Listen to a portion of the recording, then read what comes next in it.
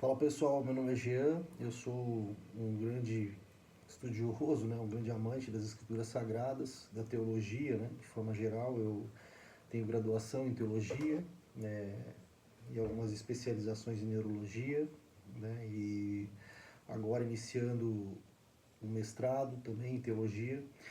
E, e o meu propósito com esse vídeo, né, com esses vídeos eu estou montando agora, estruturando o canal, é para que a gente fale de uma teologia mais baseada em evidência. Então vai ser com um contexto mais acadêmico, né? E a gente vai tentar trazer assuntos que são bem focados no que a história, né, nos traz, no que a Bíblia nos traz, mas tentar fugir um pouquinho das discussões padrões aí que a gente vê no contexto da internet. Então a gente vai separar por temas e a gente vai estar dando esse ensino acadêmico sem custo nenhum, está colocando isso aqui à disposição de vocês, né? Se alguém sentir no coração de estar de alguma forma nos abençoando, a gente vai ficar feliz, né? Mas a ideia é que seja um instituto de teologia assim, né? De baseado em evidência. Então a gente vai ficar focado. Nós não temos uma bandeira que a gente vai puxar para a direita ou para a esquerda. A gente vai colocar todas as visões teológicas que existem na mesa e você tem a capacidade de decidir por conta própria, né? Essa é a nossa ideia. Então nós vamos falar de 7 pilares que a gente entende que são importantes. Um é a teologia bíblica. Quando a gente falar de teologia bíblica, a gente vai falar de contextos baseados assim simbolicamente, de uma forma resumida, em hermenêutica e exegese. Então nós vamos entrar mesmo dentro de um contexto de estudo das escrituras sagradas. E aí eu vou evitar, como eu falei há pouco, um pouco, pelo menos no começo, a gente ficar tratando em discussões entre calvinismo e arminismo. A ideia é a gente falar, por exemplo, em como é que a gente tem tantas evidências, né, hermenêuticas, exegéticas da Bíblia. A gente está estudando que Bíblia, né? Então, como é que funciona esse processo bíblico? Como é que funciona o contexto que foi criado, gerado, né? Hoje, se a gente pegar o Novo Testamento, são mais de 5.800 cópias. Como que funciona isso? Né? Onde que elas surgiram? Em que momento? Primeiro século, segundo século, desde os papiros, né? Daí a gente vai para os códex, daí a gente vai entender, né, todos os textos receptos, né? Nestle Haaland. Então eu quero trazer um pouco desse contexto para vocês entenderem como que é o processo que é feito, em cima do que está sendo estudado. Você está com a tua Bíblia em casa e estudando ela, uma NA, uma RA, uma R, uma ARA, uma MTLH, né? Tipo, existem várias Bíblias, né? Uma Bíblia católica, né? Bíblia de Jerusalém.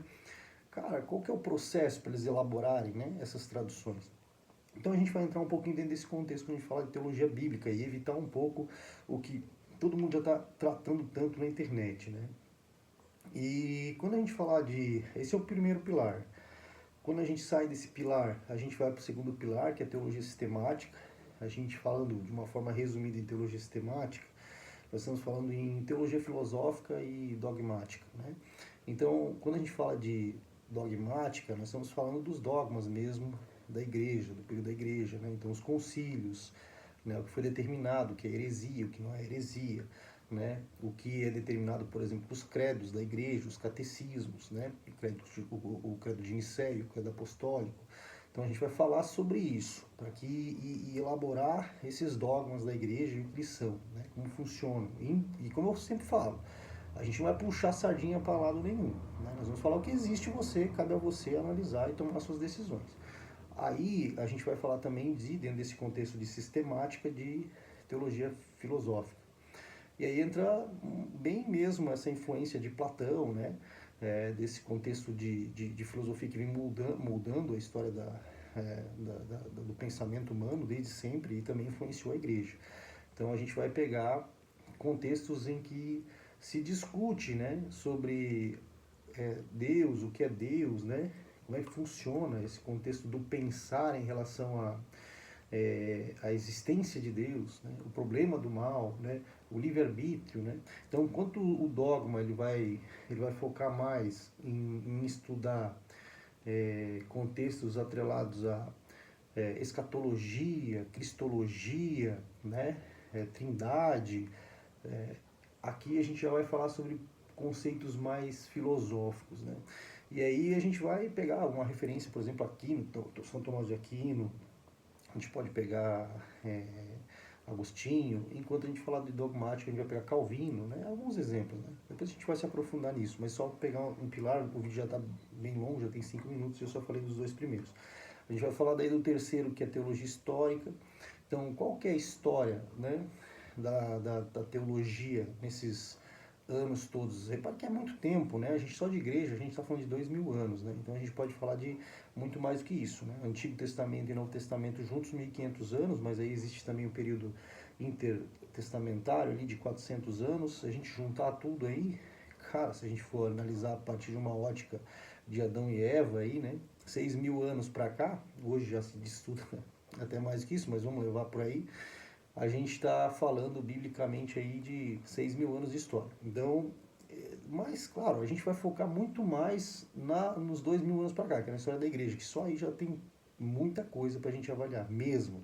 Então, desde a história do início dos apóstolos, né, a igreja apostólica, depois a igreja da patrística, né, quando começou toda a questão apologética, depois a igreja perseguida, depois essa mudança da conversão de Constantino, e a igreja ela é meio que assumida pelo Estado, e aí existe todo um contexto aí de igreja, a igreja medieval, a construção toda dessa igreja medieval, e depois a gente vai também entrar dentro de um contexto de reforma, e depois a igreja contemporânea. Então só ali, cara, tem muito assunto, né? E está muito atrelado em questões políticas também. Então a gente vai tratar um pouco desse contexto de como que funciona a igreja, suas ramificações, né? Início de igreja primitiva, depois igreja católica ortodoxa, igreja católica apostólica romana, depois a reforma, né? A gente tem aí o início da igreja luterana, anglicana, calvinista, né? Presbiteriana, igreja metodista, batista e por aí vai, né? Então vamos destrinchar um pouco isso aí também.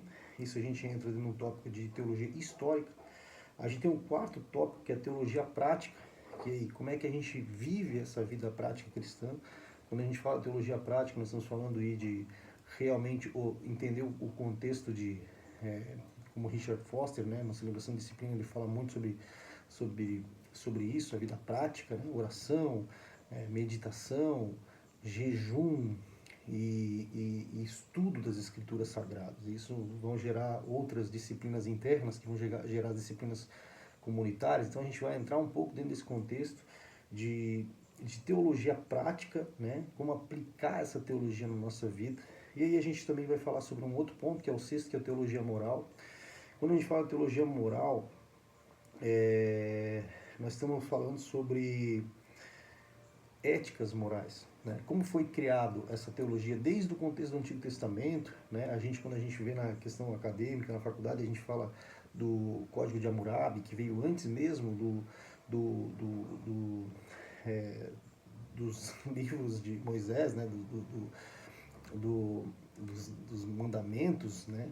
De Moisés, dos mais de 600 mandamentos. Então, como é que funcionam esses códigos de ética, como é que eles vão sendo construídos, né, ao redor do contexto todo da vida, depois mudados ali em função do cristianismo, nesse tempo, já nessa nova aliança.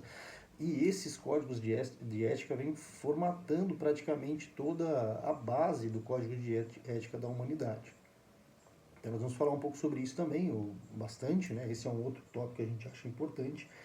Aí a gente fala sobre teologia contextual, que seria um pouco do sincretismo, essas misturas religiosas, né, de religiões que acabam absorvendo a cultura cristã e misturando com as delas, ou até o que vem novo agora, né, que a gente pode falar de novas teologias, como o homossexualismo, a ideia do homossexualismo dentro da igreja, mudança de Bíblia e todos esses teologia da libertação e todos esses fenômenos que têm acontecido principalmente nesse último século, né? E aí a gente também termina falando de neuroteologia, que seria o quê? O estudo dos fenômenos acontecidos mesmo cognitivos em processos teológicos. Por exemplo, cara, existem estudos hoje, baseados em evidências mesmo, falando sobre o que acontece com o ser humano no período que ele está orando, né? Os milagres que acontecem às vezes que não são possíveis, às vezes até de ser respondidos e tal. Então entra num contexto dentro desse sétimo pilar. Então, dentro desses pilares todos, nós vamos começar com... você que está vendo o vídeo agora, você talvez não sei em que momento você está vendo o vídeo, pode ser que eu já gravei isso há muito tempo, então já tenha muito conteúdo. Mas pode ser que você está vendo agora pela primeira vez. Eu nem sei se alguém vai ver, mas enfim, estou colocando lá. Pela graça de Deus, eu espero que eu possa estar ajudando, contribuindo no reino, né? Então a ideia é que a gente comece pela teologia histórica. Vamos tentar entender a história da igreja primeiro. Uma vez que a gente entender o plano de fundo dela, vai ser mais fácil, eu acho, que a gente entender um pouquinho de como foi construída a teologia bíblica em cima das suas traduções, das suas vertentes todas, das suas cópias. Também entender como funciona a teologia sistemática baseado nisso, na sua filosofia, né, nos seus dogmas, porque a gente já entende um pouco da história. Então a gente começa por aí, e aí também a gente vai entrar tudo nesse contexto de prática ou não, né, nesse período, e também na questão moral. Entra também no final desse novo século toda a questão contextual. Eu acho que ali e até agora, nesses últimos tempos ali, que a gente vai muito mais focado aí no estudo da mente, a gente pode entrar até na questão um pouquinho de neuroteologia. Então, uma vez que a gente tem um plano de fundo da história da igreja, eu acho que fica mais fácil de a gente elaborar esses temas. E eu acho que essa é uma metodologia que vai funcionar bem. Por quê? Porque quando a gente fala de teologia, é muito complexo mesmo se entender. Vale lembrar que, né, quando a gente pega, por exemplo, eu vou estudar psicologia, já é muito assunto. Nós estamos falando de uma disciplina que tem aí, ela surge em 1900. É claro que a filosofia é confundida, inclusive com ela, né? E a própria teologia é confundida com a psicologia hoje, né? Se você vai estudar a história da psicologia, você vai aprender isso. Só que de 1900, 1800, 1900 para cá, ela vem se desenvolvendo mais. Então, se você começar a estudar, você vai ver que só ali tem muitas vertentes, né, dentro da psicologia, né, desde Freud, né, desde Viktor Frankl, tem várias frentes hoje da psicologia, né? Então, você vai estudar, você vai ficar anos estudando. Então, imagina quando a gente pensa num contexto teológico, que a gente está falando aí de 1500 anos só de escrituras sagradas, que a gente tem aí mais de 66 livros, 44 autores. Aí a gente vai pegar todo o período intertestamentário, então começa a entrar livros apócrifos, a gente vai pegar a história da igreja, que não é uma história qualquer, é de um povo judaico-cristão que praticamente vem conduzindo a maior base da história da humanidade, né? Sempre existem outros povos operando junto com os judeus e cristãos, mas basicamente sempre eles estão como uma das principais evidências e pilares da sociedade. Então, principalmente nesses 2000 anos para cá, né? Não é à toa que o nosso calendário ele é baseado em Jesus Cristo, né? No nascimento de Jesus. Então, como funciona estudar tanta coisa, né? Então a gente vai tentar deixar isso de uma forma mais fácil, para uma vez que vocês começarem a entender essa questão teológica, a gente possa assim partir para estudo mais profundos da teologia bíblica, começar a estudar as histórias da igreja, a história da Bíblia, as histórias dos personagens bíblicos, né? Não só isso, né? Mas entender os contextos, as diferenças de livros históricos, né? E tudo mais. A gente vai ter um pouco mais de propriedade. Então vamos ver se a gente consegue fazer isso juntos, né? A ideia é essa, ajudar. Num momento em que tanta gente se fala de tanta coisa, né? Eu queria trazer a base, né? Para a gente poder olhar para o que já foi e já é claro, é evidência escrita, o que existe de evidência mesmo, para a gente ter uma base em cima disso, para dar, e sim a gente poder começar a discutir um pouco mais de propriedade o nosso evangelho, o evangelho de Cristo, né? Porque nós somos um povo que o nosso Senhor diz que nós devemos buscá-lo com todo o entendimento, né? E com toda a nossa força, né? Então é bom a gente colocar um pouquinho de força e entendimento em cima disso. Então, convidando vocês, né? Fiquem aí, perdão pelo tempo do vídeo, mas eu acho que é em cima disso que a gente vai tratar, esses 7 pilares, eu queria poder destrinchar eles um pouquinho para vocês. Fiquem com Deus e vamos para a próxima.